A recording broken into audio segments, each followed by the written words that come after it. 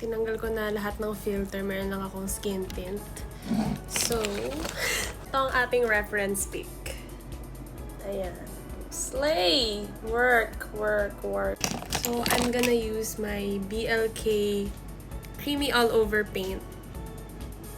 Ganito ba, Queen? Ganito ba yung ilagay? 2 dots sa gilid ng ilong. Tapos, oh my God, masyadong... Oh, eh! Parang diffused yung sa kanya eh. Diffused! Sino yun? Yung cartoon character? Yung may malaking... No, mali. Feel ko hindi cream blush. Queen Yasmin, kung napapanood mo to, ano pong pwede pong makingin ng tutorial kasi ano natin ang brush.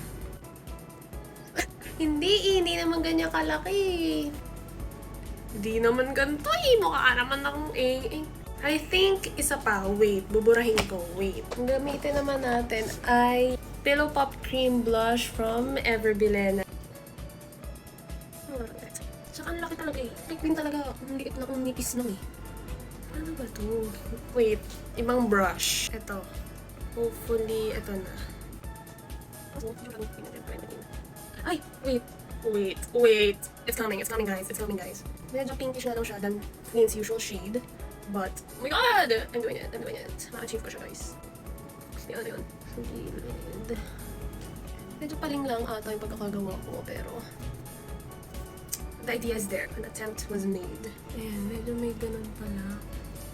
Going ngiti siya ganun. Ayan, I guess. So, eto na.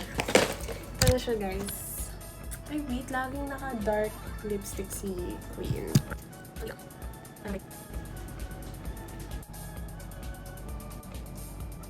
I think di siya bagay sa akin.